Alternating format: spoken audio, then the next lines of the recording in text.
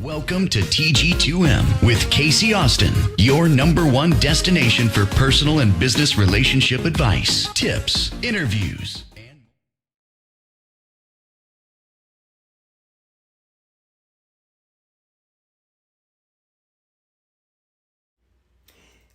In the field of HR, human resources management, you, the human being, are the physical manifestation of a human resource.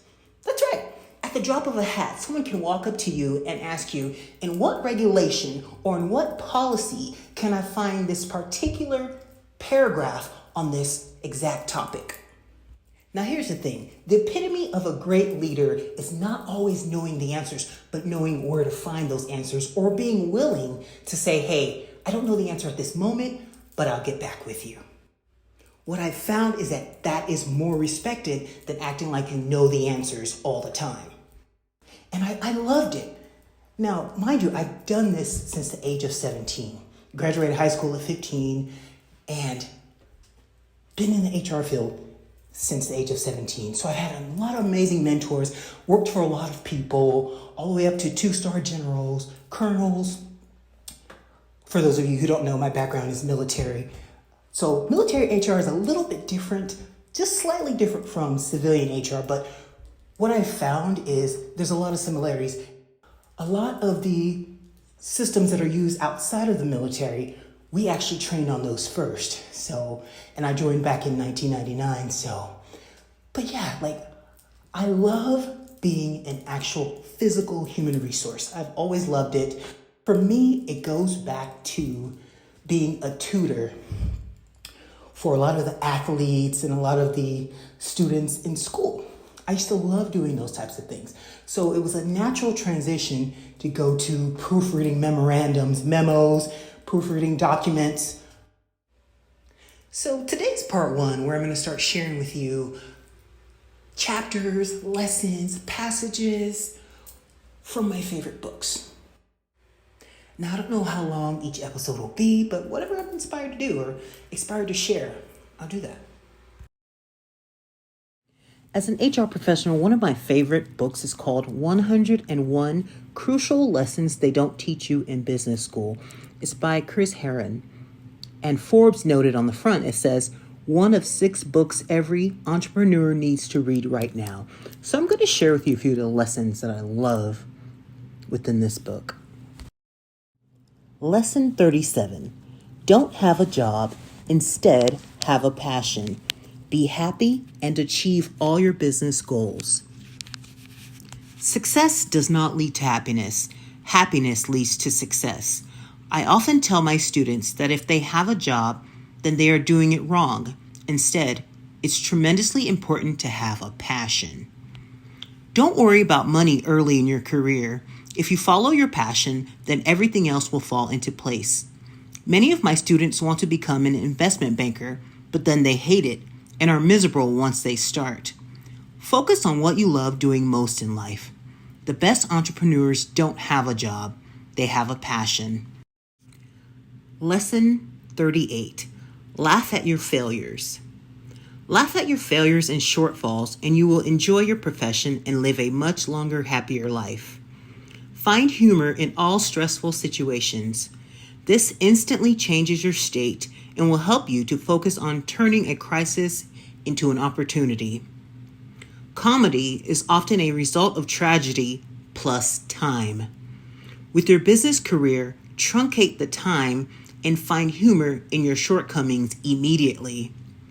Rather than be depressed given a perceived failure, smile and cheer up, because your future incredible success in business is a result of that particular failure. You will be grateful later in life that you failed.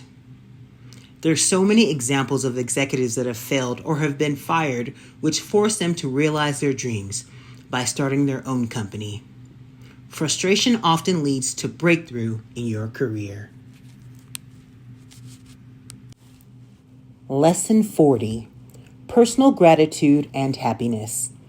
You will be much more successful in business if you have sincere personal gratitude for what you have.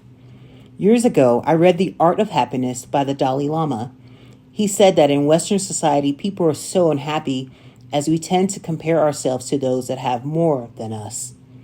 By contrast, those that live in second or third world countries are happier than we are as they focus on what is important in their life, like family and friends and a beautiful day. If we are grateful for at least one different thing in our lives every day and help others that are less fortunate, then we will all lead more fulfilled lives. Lesson 41. All your wealth can't buy you health. If you're happy in your life, personally and professionally, then you will be much more productive. You need to find time to exercise daily, no excuses, and focus on nutrition, no excuses, and getting 7 to 8 hours of sleep per night, no excuses. Here's another simple rule to stay happy at work. Stand up and work while standing for half of the day. I promise you that your productivity and level of happiness will increase materially if you stand often at work and exercise daily. Nothing is more important. Exercising daily helps you think more clearly and be generally happier at work. That positive attitude will remain elevated with exercise. Lesson 46, praise in public and criticize in private. This is one of my favorite ones. I think it's simply stated. I'm just going to read this quick line, and then I'll let you guys read the rest when you actually read the book, because he shares an actual story. But this one says, most managers don't offer enough positive feedback to employees, and most managers take the wrong approach when criticizing employees. So I believe in giving credit and taking responsibility. And speaking to your leaders one-on-one instead of yelling at them in front of, I guess you could say, subordinates or the other employees. Because you catch more bees with honey than vinegar. So, Lesson 47. Be unemotional in business. The most successful portfolio managers on Wall Street and the most successful C-level executives and politicians are relatively unemotional. It is very rare for a president or prime minister to ever show public forms of being too emotional. In business, I have found that successful executives, oddly enough, never get too happy when things go well, and they're never too unhappy when things go poorly. This is especially true of successful money managers. Successful business executives make decisions with a clear mind and don't let their emotions get the best of them. Observe your feelings, do not become them. Lesson 48. What is the most important investment characteristic? Past performance is indicative of future performance if you have the right CEO and right management team. Yes, that was a very controversial statement, but this author believes that if you bet on a management team that has been extraordinarily successful in the past, then your chance of success betting on this management team in the future is materially higher than betting against B or C management team. Always bet on the jockey and not on the horse. Okay, coming from an HR perspective, I like this one. Lesson 49, hire slowly and fire quickly. Take as much time as you can figuring out how to hire and who to hire. Obviously, make sure they are qualified. Make sure that they fit in your corporate culture. Make sure that they are team players. Make sure that each of your employees that will work with the person you are hiring meets with them at least 3 times and in different settings, i.e. your office, then a coffee shop, then a restaurant. It's important that you don't ask for references, as this process is ridiculous. Who in the world would give references for people that will say bad stuff about them anyway? Rather, find your own references, which includes companies the candidate has worked for before and contacts that you have in common with the candidate. Additionally, fire quickly. If you let a disgruntled employee stick around for too long, then he or she will destroy your corporate culture. A small leak can sink a great ship. This is one of my favorite ones. Lesson 51. Keep that letter in your drawer.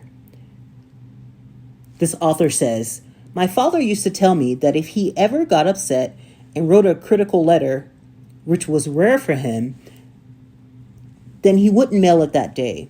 Rather, he says, put it in your drawer before you go to sleep. When you wake up the next morning, if you still feel like mailing the letter, then get it from the drawer and drop it in the post. The same strategy should be used today. If you're in a bad mood, or if you're not sure if your tone will be misunderstood when composing an email or a text, then save it as a draft and consider sending it the following day when you're in a different state of mind. It is so easy to hurt your career if you react on impulse with messages and you aren't thinking clearly. One misread or mistaken message can ruin your career. We live in interesting digital times. Lesson 54. How to talk behind people's backs. Here is a recipe for the only way to talk behind people's backs. Only say nice things. I agree with this one, 1,000%. If you have nothing nice to say, then say nothing at all. There is absolutely no upside in criticizing or condemning or complaining. If you complain behind others' backs, people will not trust you as they will expect you to do the same thing to them. This isn't high school. Don't criticize your coworkers at home either. What is the upside of that?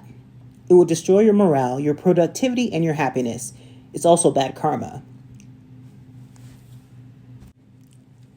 Last one for now. Lesson 60. Ask how am I doing? Often. I've had many friends in the companies that I've worked at that have gotten fired, says this author. They could have avoided this by implementing the career best practice process of meeting every month or two with their supervisor and asking for feedback. You need to ask for feedback from your boss in a one-on-one setting often. He or she will help to guide you to stay on a path to success.